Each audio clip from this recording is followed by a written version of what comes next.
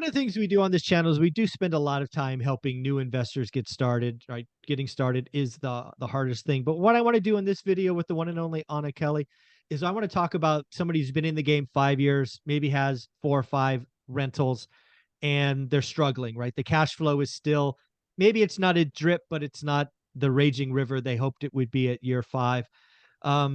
Anna, feel free to have this set up some more, but I want to talk to that person. What's kind of some advice you would give that person?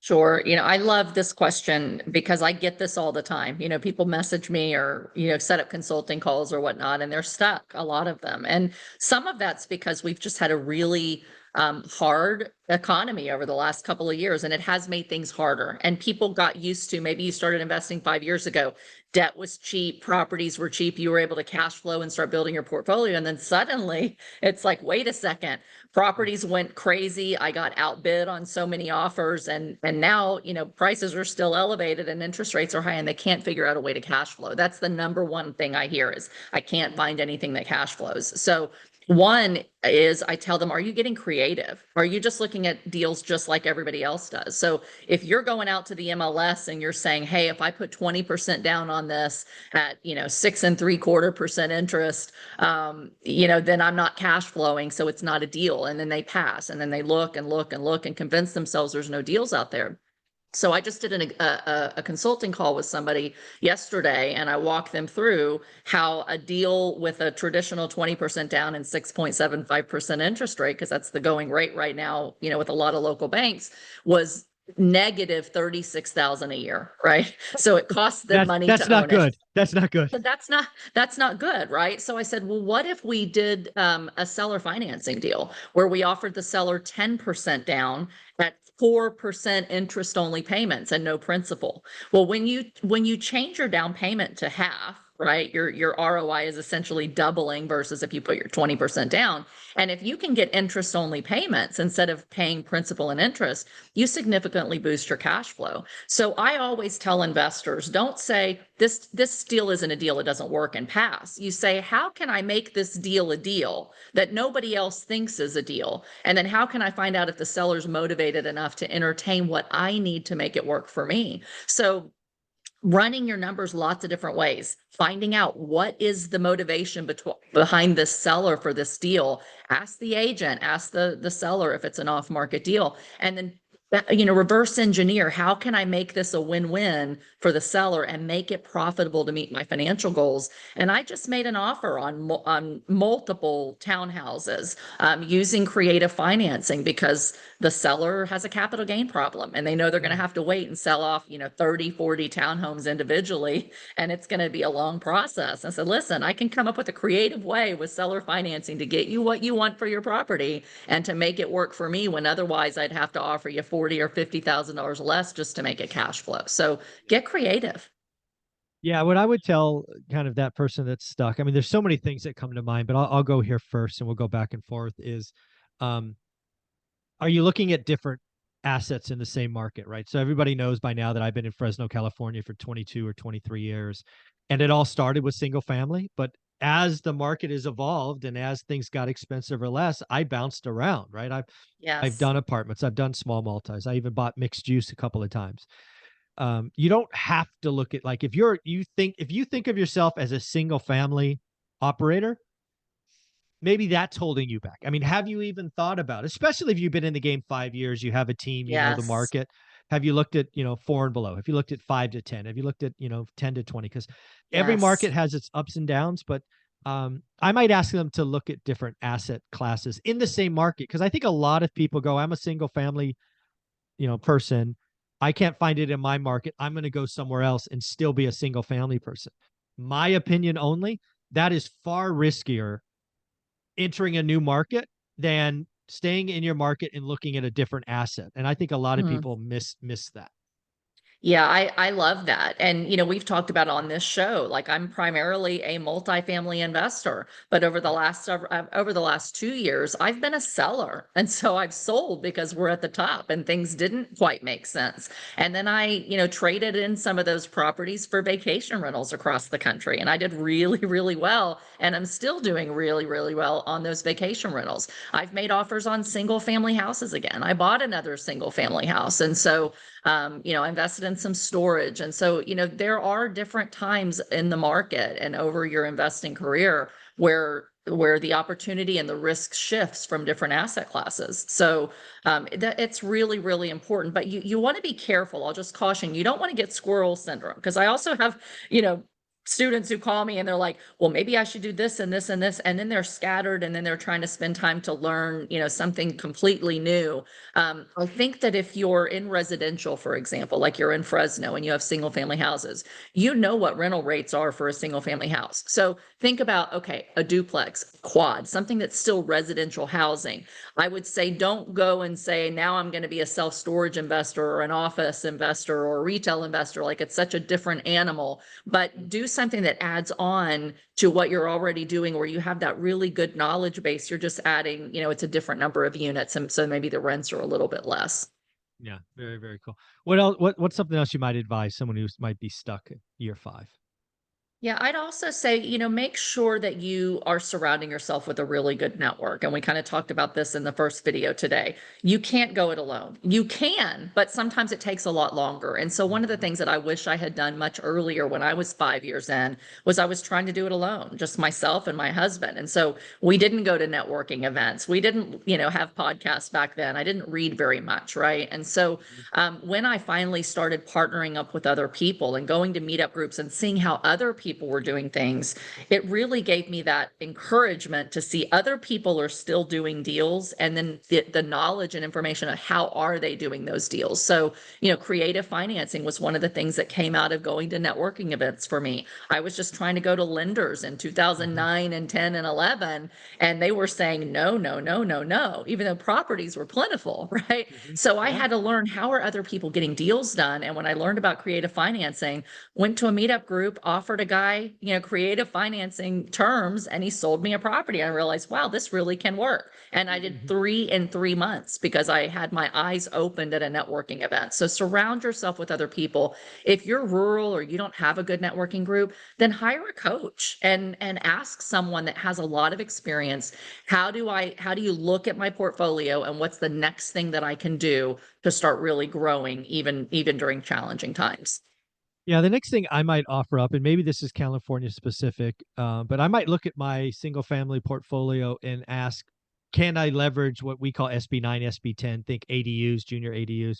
Is there something I could do in my portfolio, right? If I can't find deals that are averaging 8% yield or cash on cash, can I do something with my existing portfolio and have that be a bigger return? So I would at least have that. Maybe it's paying down debt, maybe it's this, maybe it's that, but maybe there's something you could do in your portfolio to add cash flow. Because I can tell you, as someone who was very kind of next deal oriented, I didn't really look back and clean up what I Yeah. had for a decade, and that was a missed opportunity, at least in my case.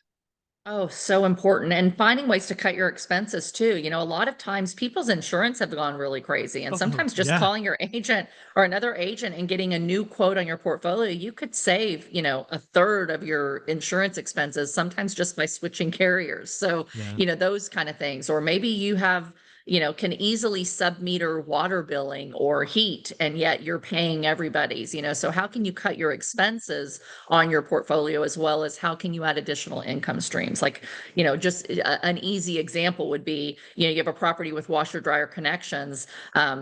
You now, go and buy the washer and dryer and lease it back to the tenants and create, an Yeah. income stream for extra income. So there's things like that that you can definitely do. Um, Another thing that I would say is just to be patient with yourself and not get frustrated and give up, because I do see that a lot. People say, I tried it, it worked, now it doesn't work. I kind of missed the boat. Maybe I should do something else. You have to be patient with yourself and understand that this is a long game. This is not a get rich quick. I was frustrated too. I was that very frustrated investor who was doing it, kind of as a side hustle, but not really serious about it. And it just seemed to be so slow. And then the economy really shifted after a few years, in 2009. And I just felt very stuck for a couple of Mm. years. And I'm so thankful I didn't give up, because it was just on the other side of that I was able to create tremendous wealth by sticking to it and having grit and resilience. So remind yourself, this is a long game. And there's going to be some years where it's like you're hitting them out of the park. I'm a baseball fan. I mean, you're hitting home runs, and every deal just seems like you can't lose. And then suddenly you're like struggling to even get on first base. And so you just have to keep playing the game and understand that there's going to be times when you're going to hit home runs, and there's times where you're just getting on first base. You're just moving the needle a little bit, but that momentum continues, and it really starts to snowball after a few years. So be Mm. patient with yourself, play the long game, and don't give up. It's really important, to play the mental game as much as you do the financial game. Yeah, being patient is really important, because one of the things I fear for someone being stuck at year 5 is they force a deal or they do a bad deal, Yes. right? And they actually go backwards just because they feel like they had to. Right. So the goal is to get on first base, not to strike out. So it's sometimes better not to do a deal than force a deal. I guess the last Yeah. thing I would kind of wrap this up with is, obviously, a big part of my first book, One Rental at a Time, was we 1031 out of houses into multifamily. Went from 8 to 80 units with no new capital. I would ask you to study your market, right? In my market, houses and apartments, they don't operate in the same cycle. Right. And if you can get good, you can jump from one to the other, get outsized return, leverage the tax code, blow up your cash flow. And I'll be honest, I expect to do this exact same thing in probably the next 12 to 36 months, get out of houses, which I own a lot of affordable homes below the median. Those inventories not coming, the prices are going up, rates are going to go down. That stuff will get more valuable, right? When commercial is struggling, there's no financing and no equity, and I'll sell this and turn 31 into that, and I'll go from 30 to 300 or whatever the ratio will be next time. So I would tell you to get excited, especially if you're a single family person. I would learn your market, because every market's different. But I really expect Fresno single family affordable homes to go up as rates go down. It's kind of like unicorns and rainbows. They're hard to find. Yeah. And I'll just 1031 again, because lending and commercial banks and bad deals and bridge debt's going to blow up. And I'll take equity, no capital, right? No cash. I'll take equity from a house, put it in a struggling property, and bingo bango, we got a lot more units. So it could be a good Absolutely. time.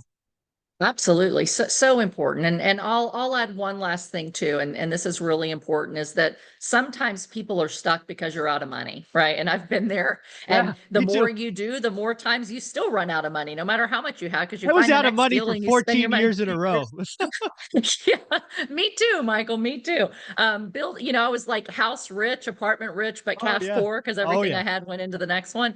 Yeah. But think about partnering with other people. Yeah. Don't, again, part of not going it alone, and is really that sometimes you are the expert. So maybe you've bought multiple single family houses, or you have a couple of units, and now you're out of cash, and so you feel like you can't get anything done because you can't find anything that won't take creative financing. Partner up with someone that doesn't have the time or the knowledge or the skill set to invest in real estate, but they're looking for places to park their money and make a good investment return. People are looking for a really great return right now. And so if you have the skills and the expertise to be able to take down properties and understand how to create returns, then partner with other people who have cash, but they don't have that skill set. So make yourself available to other people, network with other people, and partner up with other people, because sometimes those partnerships really can create long-term partnerships. They can create a lot of equity for you. You sell them in a couple of years, and then you have cash to go continue to buy and build your own portfolio. So I wish I had partnered up with people a lot sooner than I did when I was Oh, stuck. yeah, very well said. And yeah, just kind of closing on that, just network, right? You just got to get out. One of the things that I remember when I felt stuck is this is just me. There was this book. Do I have it out? It was white and blue, I think, by Gary Keller, called The Millionaire Real Estate Investor. Oh, And yes, I have it. yeah, in bed at night, I would read the last 20 pages, all those investor stories. That was how I knew, or at least I convinced myself, that this would work. I should Yes. have networked more, gone out and heard from other folks that, yeah, we all go through that. It's Hmm. all possible. That's why I wrote the second book, right? 15 conversations. with Real Estate Millionaires is to let people know that we all go through it. You're not alone. It's not Absolutely. unique. It's just part of the journey. And enjoy it Absolutely. because it does get good. So Anna, where can people Absolutely. find you? Great. You can find me here every week on your show and on my playlist on your channel. You can find me on social media at Anna Kelly, REI Mom. And if you're interested in coaching or consulting, you can find me at reimom.com.